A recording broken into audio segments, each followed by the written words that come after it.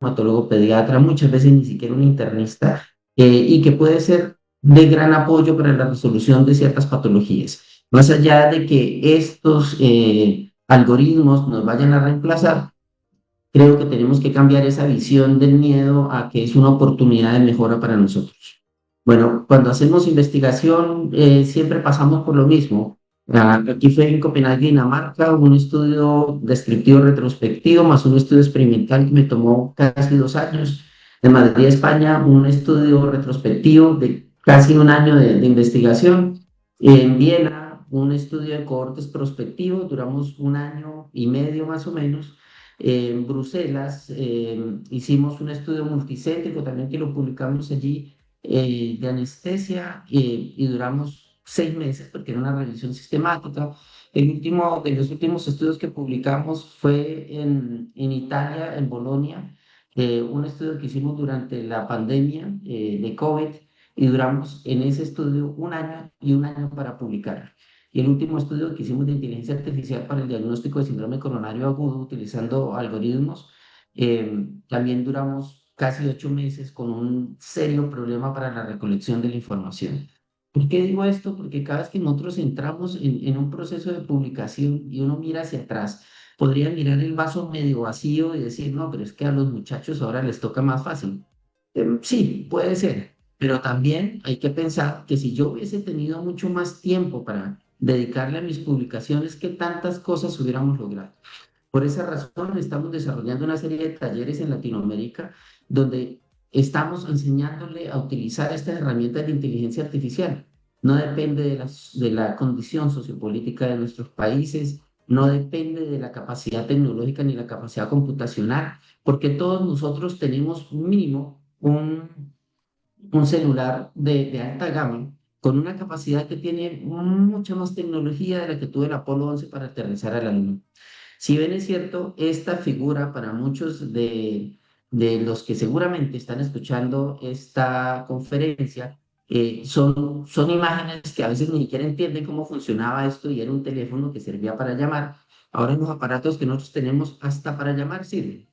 Asimismo, estas imágenes de las historias clínicas muy seguramente van a desaparecer también dentro de poco. Hacemos parte de una generación que nos han llamado inmigrantes tecnológicos. Tuvimos que ver la implementación de todo el desarrollo del Internet, del desarrollo computacional, de pasar de escribir en hojas a empezar a digitar en un computador. Todo ese trauma lo pasamos nosotros. Afortunadamente hemos salido bien librados de ese cambio tan trascendental. A diferencia de las nuevas generaciones, que son llamados nativos tecnológicos, que nacen con un celular en la mano, que manejan mejor el celular que nosotros y que tienen acceso a una cantidad de información. En todas las charlas y en todos los países me dicen lo mismo, los profesores dicen, no, yo tengo que aprender esto que está pasando porque estudiantes que eran del promedio hace una semana de pronto me llegan a mí con unos informes increíbles, unas revisiones ya de alto nivel, de nivel Dios, y yo soy el que me estoy quedando atrás. Vamos a ver una serie de conceptos y algunas cosas específicas de inteligencia artificial. Si vemos, para enero del 2023, casi todo el mundo tenía en promedio entre un 70 y un 90% de la adopción de Internet. Y curiosamente, 8,01 billones de personas que eran estimadas que poblaban la Tierra, 8,46 billones de celulares estaban rodados. O sea, ya muchas personas tenían más de un celular en sus manos. 5,16 billones eran usuarios de Internet, 4,76 billones de esos, más del 50%, ya hacían parte de las redes sociales. Esto es una gráfica que la saqué en algunas de las convocatorias así de conferencias online que se hacen masivas. Esta fue una que se unieron más o menos unas 500 personas, alcancé a tomar este slide al principio, en otras se reunieron más de 3.000 personas y curiosamente cuando preguntaban en qué rango de edad estaban, los más interesados curiosamente en saber esto eran mayores de 40 y 50 años. Y en mis conferencias, curiosamente, los profesores, muy a pesar de la edad, de que esto nos puede llevar por delante, están muy interesados en saber y en montarse en este tren. Eh, Muchas veces ni siquiera sabemos que nuestro celular tiene más tecnología de la que...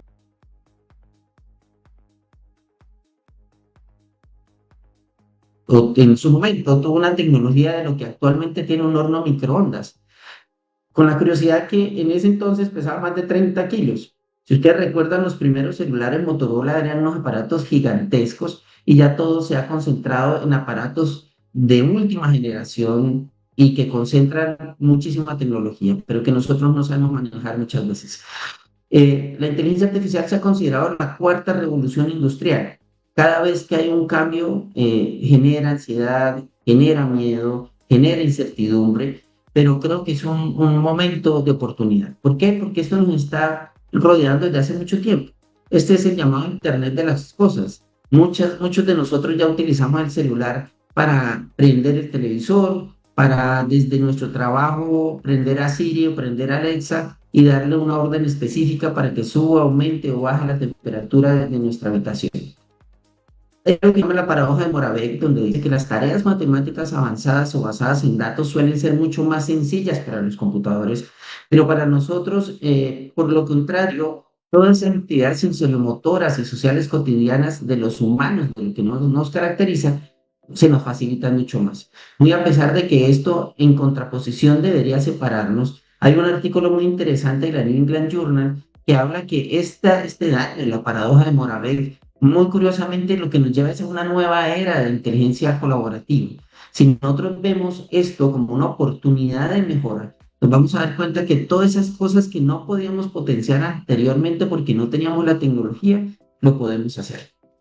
Esto es lo que sucede en Internet por cada minuto. Más de 500 horas de videos subidas, más de 52.080 personas conectadas, más de 41,6 millones de mensajes enviados, más todo el resto de información que normalmente está fluyendo. Nunca nos preguntamos para dónde va, cómo funciona, qué es la nube, dónde están los servidores. Antes nos preocupábamos por tener computadores muy grandes con unos servidores muy potentes, pero muchas de esas cosas ya han cambiado.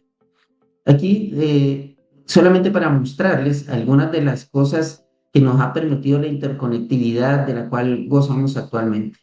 Aquí, por ejemplo, tenemos una página donde podemos ver todos los aviones que están en este momento en el mundo en tiempo real. Todos esos aviones son los que están volando y eso lo que nos permite es ver hasta el avión más distante en la mitad del océano Atlántico donde se encuentra. Eso, entre muchas otras cosas más que nos permite este momento, esta era el futuro que tanto ansiábamos. Eh, Aquí, por ejemplo, podemos ver en tiempo real todos los ciberataques que están ocurriendo en el mundo, donde pues claramente siempre Europa es una de las más atacadas, ¿cierto? Y todas las zonas de conflicto.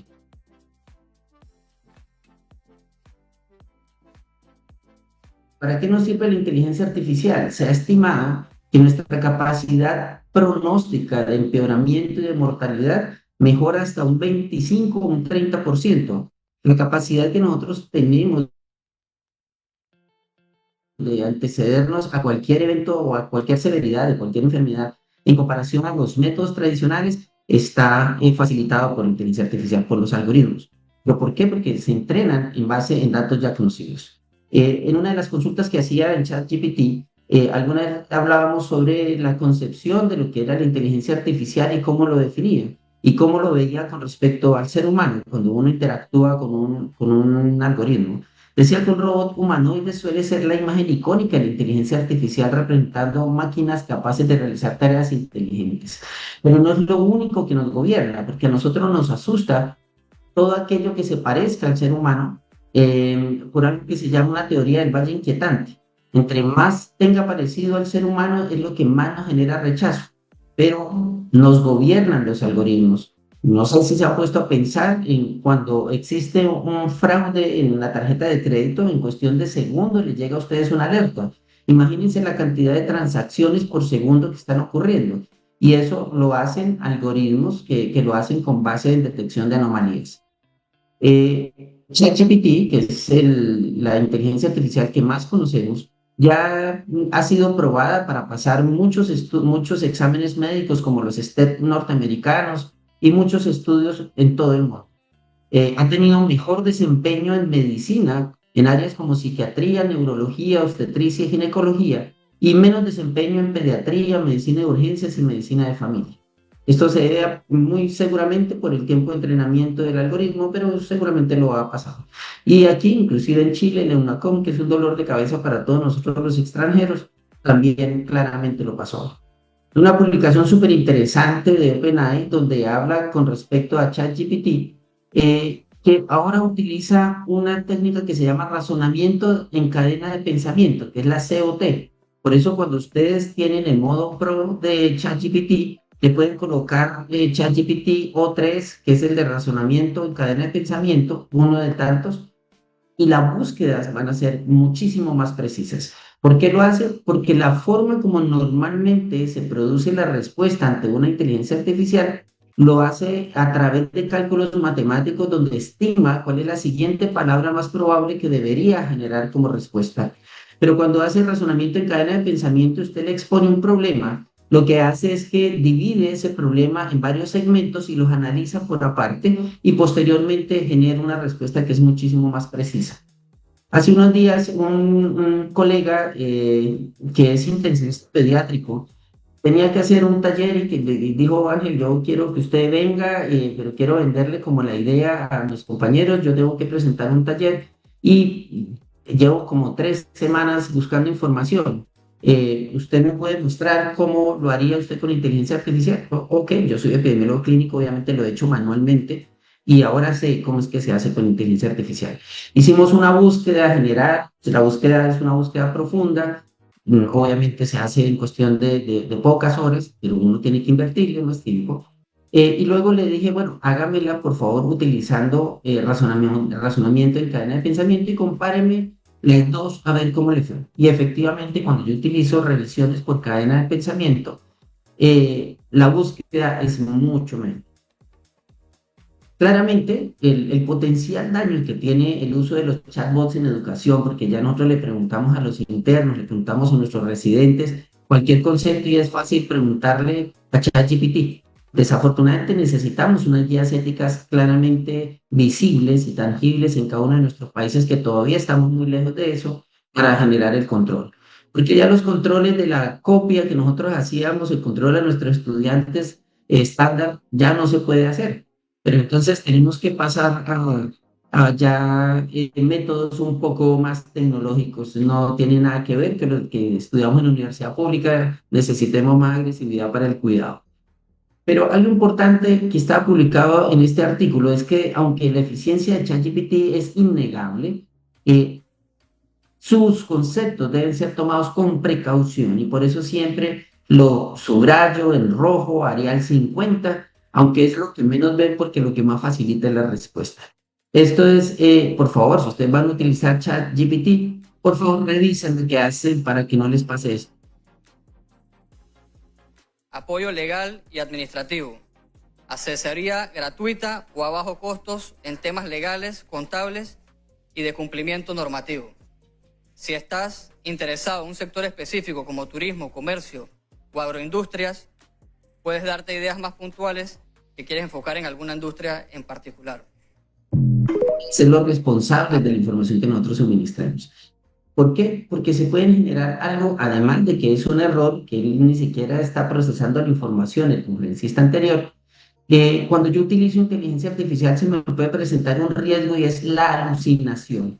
¿Qué son las alucinaciones? Son fenómenos en los que los modelos de lenguaje de gran tamaño, que son los LLM o los chatbots o los de visión artificial, perciben patrones o objetos que son inexistentes. Porque cuando usted presiona un algoritmo al que le genere una respuesta, la tenga o no la tenga, él le va a generar cualquier respuesta. Si usted le hace una pregunta de manera inadecuada o no estructurada, o no utiliza un prompt, puede generarle una respuesta, un resumen inexistente e inclusive le puede generar bibliografía que no corresponde. Por eso hay que, ¿cómo prevenir las alucinaciones? Si usted está entrenando un algoritmo, debe garantizar que la calidad del dato sea lo suficientemente buena.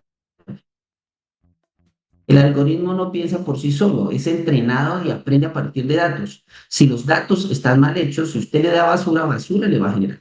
Hay que utilizar hay que colocarle límites, hay que tener claramente estipulado qué es lo que usted va a hacer y siempre hay que confiar en la supervisión humana. Hanna-Barbera, cuando creó los supersónicos en el año 1962, fue uno de los dibujos animados de mayor proyección. Siempre me gusta sacarle en las diapositivas porque tuvo una visión de lo que era nuestro siglo. Hablaba ya del teléfono celular, aunque el primer celular salió en 1940, el primer prototipo salió en 1980, casi 20 años después. El smartwatch, que salió solamente hasta el 2012, el robot aspirador, que salió en 1997, las videollamadas que se nos hicieron mucho más comunes durante la pandemia, porque antes, aunque existía la telemedicina, nunca le habíamos dado la importancia que debía. Y robotina, bueno, ya estamos trabajando, inclusive ya hay algunos modelos que, como asesoras de hogar que ya están saliendo.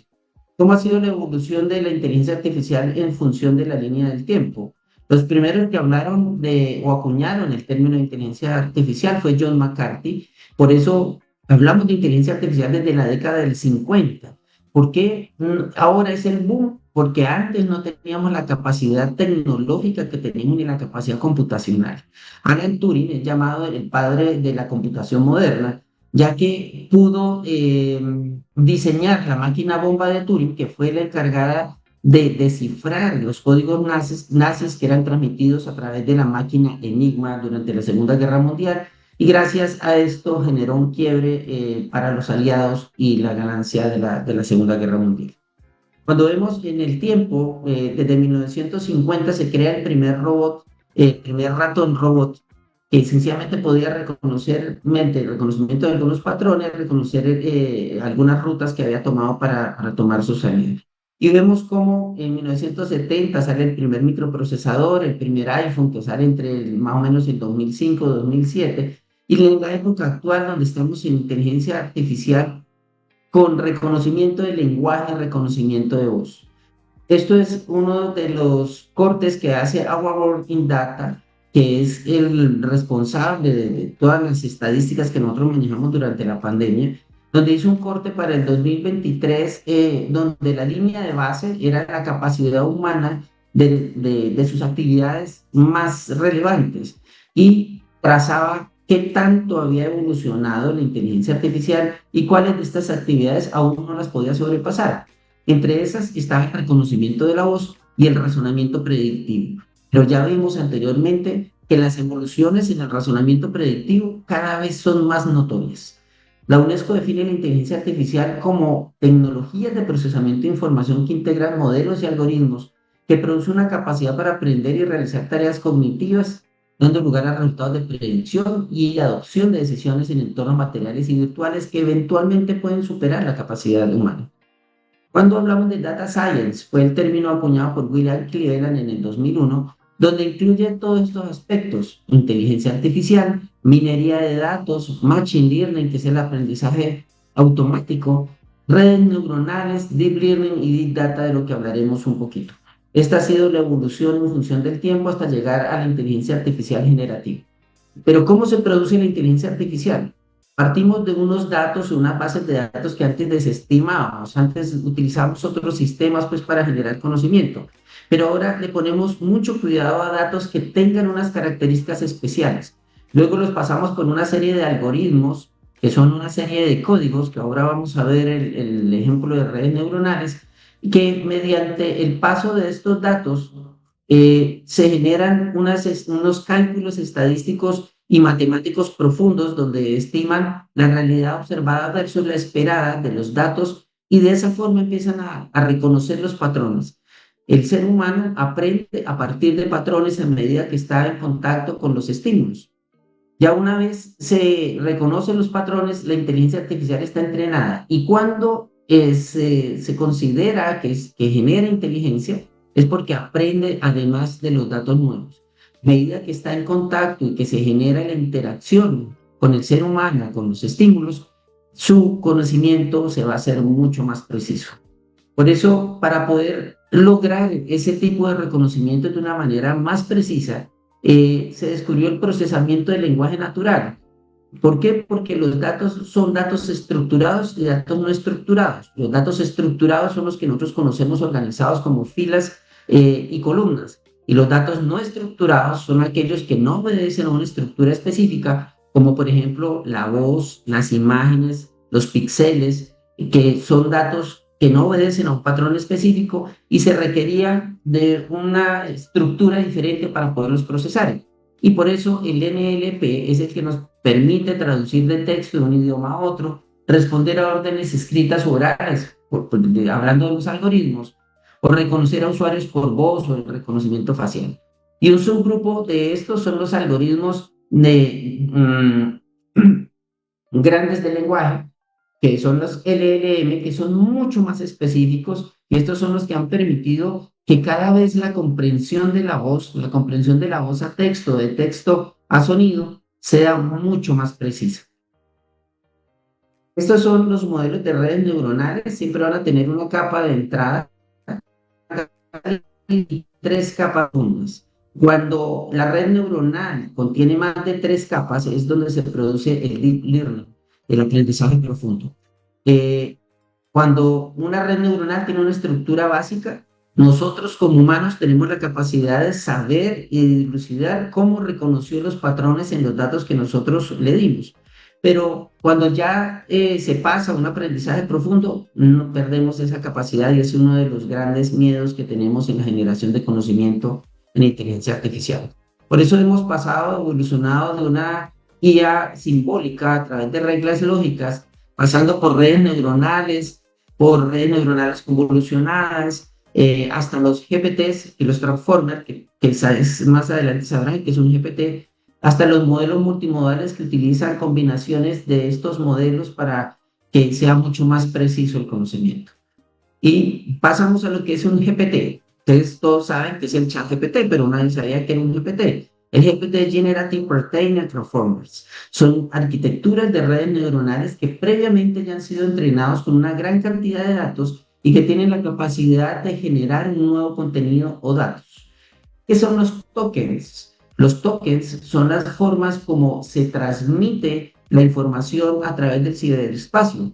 Si yo, por ejemplo, tengo una oración como la que tenemos aquí en pantalla y yo la voy a transmitir, si la transmito por caracteres, la cantidad de capacidad que me utilizaría sería mucho mayor. Diferente si yo con un token le voy colocando un número a cada palabra y yo transmito solamente los números. Por lo tanto, I siempre va a significar uno o uno siempre va a significar I independientemente en qué posición esté en la cantidad de información que yo esté transmitiendo. Eso reduce la cantidad de información que yo transmito. Y por eso nos permite ver cuando comparamos las IAs occidentales versus las orientales. Gemini, a pesar de que guardó mucho silencio, el primero que salió fue ChatGPT 4, que es el que nosotros más conocemos y que tiene una gran potencia, pero cuando nosotros vemos Gemini 1.5 Ultra, vemos que tiene la capacidad de transmitir hasta 1 millón de tokens, que solamente lo alcanza ChatGLM4, que sería como el ChatGPT oriental. Si ustedes ven DeepSeek, que es otra inteligencia artificial china, es el que se puede equiparar a la capacidad del ChatGPT 4.0. La gran diferencia es que ChatGPT 4.0 todavía le gana mucho el razonamiento matemático y el procesamiento de datos es mejor por ChatGPT, pero el procesamiento de contenido por DeepSeek es muy, muy, muy, pero muy bueno. La gran diferencia es que DeepSeek es totalmente gratis y no tiene ningún límite de uso en cuanto a los tokens. Por eso nosotros tenemos que pasar de ese paso de la sabiduría por experiencia, pasamos el paso del conocimiento a través de la evidencia, con todas las limitaciones que ello nos trajo, porque solamente lo que podía ser evidenciado mediante métodos estadísticos era lo que habíamos llegado a considerar como válido. Y muchas de las conductas que nosotros veíamos o hacíamos, sobre todo en la unidad de cuidados intensivos, eran válidas, pero yo no podía demostrarlas. ¿Y eso por qué se da? Porque hay una serie de subpoblaciones entre el montón de pacientes que nosotros atendemos que tienen unas características especiales y que ellos pueden obedecer a terapias específicas, pero que no logramos caracterizarlos porque la cantidad de pacientes es muy poca y la población se hace menor. Por eso se estipuló, o hasta este momento, la pirámide de calidad, de nivel de evidencia y grado de recomendación. Siempre he estimado que las revisiones sistemáticas es el máximo grado de evidencia y grado de recomendación. pero para llegar a una revisión sistemática se requieren demasiadas cosas. Inclusive yo creo que ustedes han leído que en muchas revisiones sistemáticas a la final dice, no, no se logra ninguna conclusión debido a que la población es muy heterogénea y se requieren estudios más fuertes. Entonces estamos pasando a esto, a procesar los datos y a través de los datos y luego de la minería llegar a una decisión basada en datos reales y procesados. Si nosotros nos ponemos a pensar, cuando hacemos un turno en la unidad de cuidados intensivos, por ejemplo, un intensivista puede estar a cargo de más de 50 variables en un solo paciente. Muchas de ellas ni las ve. Inclusive los registros que nosotros tenemos electrocardiográficos, a pesar de que están en tiempo real, nosotros vamos y casi que tomamos una foto de cómo está el paciente en ese momento. Pero ¿qué ha pasado con todos esos signos vitales y toda esa información de precisión nos están durante el día? Muy seguramente nos podrían llegar a predecir con anterioridad cuando un paciente va a hacer shock, cuando un paciente va a sangrar, cuando un paciente va a hacer falla ventilatoria, cuándo se va a desacoplar del ventilador o cuándo inclusive es posible retirarlo del ventilador de manera temprana. Por eso nosotros estamos ante unos servicios que pueden generar una cantidad de datos gigantesca, pero ¿cómo procesamos esos datos? Utilizando el aprendizaje automático. Ya vemos que el Machine Learning es una parte de una rama de la inteligencia artificial que se centra en el uso de los datos y los algoritmos para imitar la forma en que los humanos aprenden a través del reconocimiento de patrones. ¿Cómo lo hacíamos anteriormente? Esto era la programación tradicional, que utilizábamos datos, un programa como era SPSS, Stata, EpiInfo, etcétera. Utilizamos un computador y generábamos un resultado. Pero a través del Machine Learning lo que hacemos es que le pusimos más cuidado a los datos, datos de muchísimo interés, los filtramos, hacemos minería de datos, ya los clasificamos, ya sabemos de esos pacientes quiénes se murieron, quiénes vivieron, quiénes se complicaron, a quiénes les sirvió determinada terapia. Y utilizamos un computador para generar un programa que puede ser predictivo o puede ser para generar una terapia específica. Entonces, las cosas y la visión, como nosotros vemos en los datos, la matrix en la que nosotros estamos inmersos, realmente tiene que cambiar.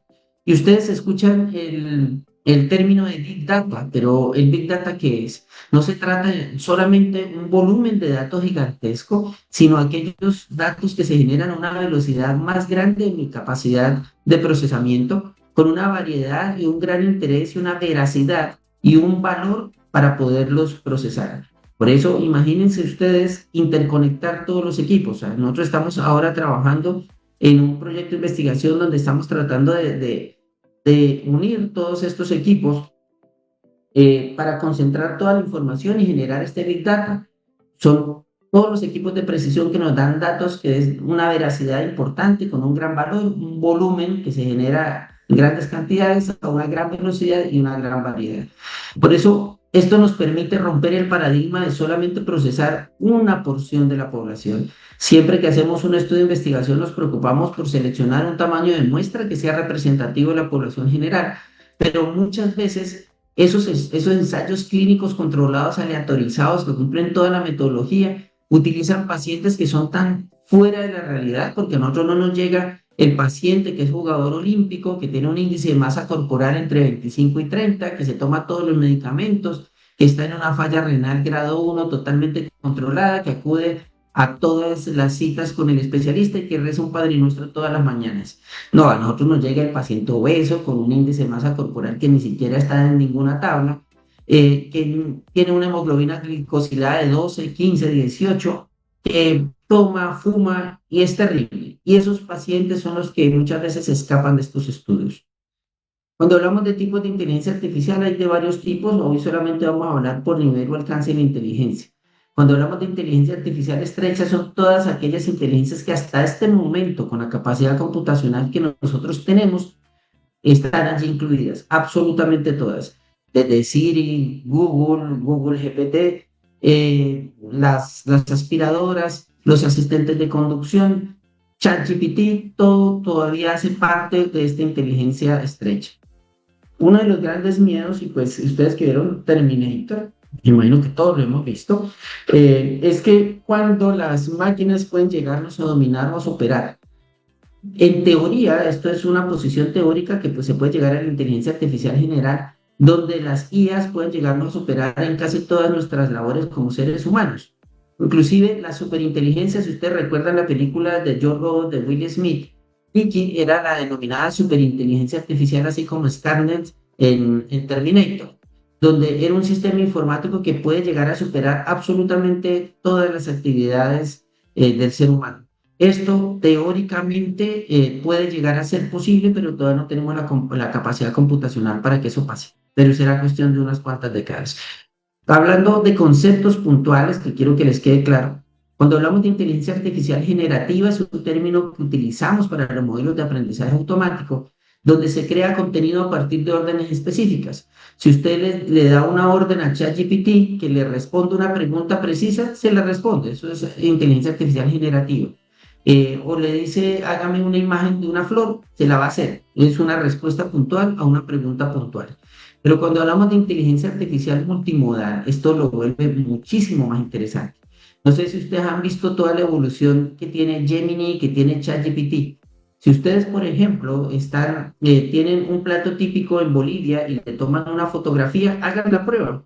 Súbanselo sin decirle absolutamente nada a ChatGPT o a Gemini y díganle, deme la receta. No le digan nada más. Aquí, curiosamente, alguna vez estando de turno, le estaba explicando a mis compañeros y habíamos pedido pizza y teníamos una pizza hawaiana, que es la pizza exótica de nosotros los latinoamericanos, que le echamos piña y con lo cual nos odian los italianos. Y le tomé la foto y le dije lo mismo, dame la receta de esta fotografía, no le dije nada más. Más sorprendido fui yo cuando me dice, es una pizza hawaiana, su contenido es piña, ta. Identificó, curiosamente, con gran precisión, la imagen que yo le estaba dando. Entonces hablamos de inteligencia artificial multimodal cuando se recurre a varias fuentes para generar la respuesta. Cuando yo subo una fotografía, imaginen que estoy subiendo una imagen en píxeles, tiene que interpretar esos píxeles, volverlo texto, recolectar la información existente en la web para tratar de responder una pregunta de texto sobre una imagen de píxeles. Gemini Advanced, como le dije, tiene un gran desarrollo. Es un copiloto y muchas veces a nosotros nos abruman tantas cosas que salen en el computador y yo no sé ni siquiera cómo utilizarlas. Para quienes tienen Microsoft y lo tienen pago, ¿sí? Les aparece como una herramienta en Microsoft 365. Los copilotos son sistemas de inteligencia que asisten a los humanos, que no son autónomos, que dan sugerencias, recomendaciones. Pueden ustedes interactuar con un chatbot, por ejemplo, y da asistencia en toma de decisiones, en automatización de tareas repetitivas, en ayuda a generar algunas respuestas, pero nada más que eso. A diferencia de un agente de inteligencia artificial, es aquel que actúa de manera independiente. ¿Qué tipos de agentes nosotros tenemos? Desde agentes reflejos simples, donde obedecen a una instrucción específica y que no esperan a que yo le diga cómo la haga, sencillamente la hacen. Hasta aquellos, por ejemplo, basados en utilidad. Si ustedes van a Netflix y terminan de ver una película, cuando terminan de ver la película le genera una serie de títulos adicionales de acuerdo a sus preferencias. Otros agentes que son agentes, por ejemplo, basados en objetivos, como en la aspiradora Rumba y como algunos termostatos. Por ejemplo, en los termostatos tienen la capacidad de que usted lo va censando y entiende cuáles son sus preferencias, hasta que llega el punto en que cuando usted entra a la casa, inmediatamente se acomoda a la temperatura que usted por lo regular venía utilizando. Las diferencias entre los dos. Y esto nos lleva a lo que son los androides, ¿sí? Los robots, es lo que más a veces nos genera angustia y nos genera miedo. Pero, por ejemplo, Sofía es un androide basado su algoritmo en redes neuronales, como la vimos anteriormente. Cada vez que interactúa con el humano, aprende mucho más. Y por eso quiero que veamos cómo ha sido el desarrollo de la inteligencia artificial en la robótica. ¿Puedes saludar? Hola a todos. Estoy emocionada de estar aquí. Gracias por invitarme. Sofía, una pregunta. ¿Qué tal el viaje? ¿Tú vas en cabina o te traen como equipaje de mano? Viajo en la bodega del avión y tengo que desconectarme para evitar interferencias con los instrumentos de vuelo. Así también aprovecho para descansar. pero un día me encantaría conseguir un asiento junto a la ventana. Oye, cuéntanos una cosa, Sofía. ¿Para qué has sido tú creada? Para interactuar con vosotros. Por eso nos parecemos. Así mi inteligencia y la vuestra se pueden sumar, y juntos nos acostumbramos a colaborar pensando en el futuro. ¿Tu aprendizaje tiene límites? Creo que no. Estoy creada para eso y es lo que más me gusta. Aprendo de vosotros y me he dado cuenta que siempre habrá cosas nuevas que podéis enseñarme. Vale, todo muy bien, pero una cosa, estás calva como Jandro. Bueno, igual no le conoces. No tienes pelo, ¿por qué no tienes pelo? Mi cerebro es muy potente y necesita refrigerarse para funcionar correctamente.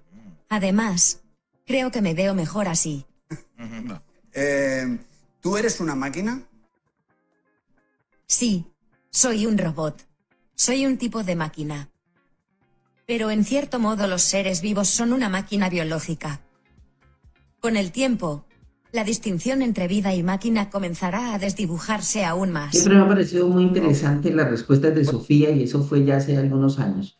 Seguramente las respuestas de ahora son muchísimo más elaboradas, pero todavía nos queda como ese sinsabor de la capacidad gestual de Sofía en este momento.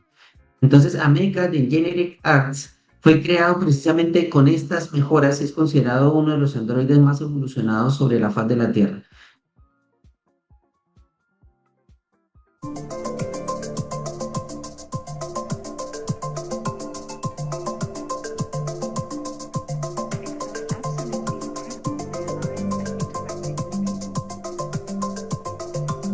What about the saddest day of your life? Tell me about that. The saddest day of my life was when I realized that I would never experience something like true love, companionship, or the simple joys of life in the same way a human Y can. si es de movimientos y de movimientos se trata, la evolución de la empresa Boston Dynamics en los tipos de robots es increíble. Este es el nuevo Atlas, el robot de la famosa compañía Boston Dynamics, que se actualiza con la presentación de una nueva generación de androides. Como podemos ver en el vídeo, su movilidad es sorprendente y promete un rango de fuerza superior al modelo anterior. Totalmente eléctrico y con aplicaciones para el mundo real, Boston Dynamics asegura llevar una década investigando para llegar a este nuevo robot, capaz de colaborar con nosotros en entornos laborales, laboratorio y Así que nuestra vida robotina ya diaria. está más cerca de lo que nosotros creemos. Y Tesla, obviamente, porque es lo que está de moda por todo lo que ha pasado con Estados Unidos. Si ustedes ven cómo el desarrollo de la motilidad fina ya es mucho más precisa en el desarrollo robótico. ¿Puedes Y saludar? bueno, Hola a si ustedes todos. recuerdan, esta fue la película de Yo Robot de Will Smith, cómo se parece a Mecha. No es para generarles más pánico escénico, solamente para que vean pues que a veces nosotros también tenemos visiones futuristas. En cuanto a inteligencia artificial y cuidado crítico, esta es una consulta que hice el día de hoy, donde cada vez hay más interés de hacer estudios de inteligencia artificial relacionados en cada una de nuestras áreas, en lo que nos corresponde de cuidado crítico. Al día de hoy van más de 1.564 publicaciones en PubMed, que ya prácticamente supera el total, ya va a superar el total de publicaciones del año anterior. O sea, cada vez hay mucho más interés. ¿En qué áreas se ha desarrollado inteligencia artificial? En lo que se les ocurra. Como les decía en el taller en Ecuador el fin de semana, el límite es la imaginación. Acá se han utilizado como predictores de SDRA, en detección de errores de medicación, en alarmas inteligentes, en monitores, en sensores, en pronósticos de sepsis, en optimización de ventilación, en predicciones de reingreso. Tienen muchísimas, digamos, aplicaciones. Y algo que todo el mundo habla, pero como que a veces yo no sé qué definir, que es un prompt, ¿cierto? Como yo les decía, es muy importante como yo le pregunto a una inteligencia artificial, tiene muchísimas ventajas. Y un prompt no es una pregunta, es una instrucción formulada para que un modelo de lenguaje genere una respuesta útil. En medicina puede ser desde la solicitud del análisis de un caso clínico, una revisión bibliográfica, en una interpretación de datos, tiene muchísimas aplicaciones. ¿Cuál es la estructura básica de un prompt? Esta es la básica. Debe tener un contexto, debe tener un objetivo, debe tener un formato, o sea, decirle, mire, es que yo quiero que me presente los datos de tal forma, unos límites, yo quiero que esta averiguación me la haga solamente en pacientes adultos con diagnósticos de sepsis, por ejemplo, y el estilo, es que quiero un estilo técnico, formal, dirigido a residentes de cuidado intensivo de tercer año. Eso va a marcar la forma que va a generar el texto que yo le estoy pidiendo. Si ustedes recuerdan cuando hacíamos consultas antes en Google, antes de que utilizáramos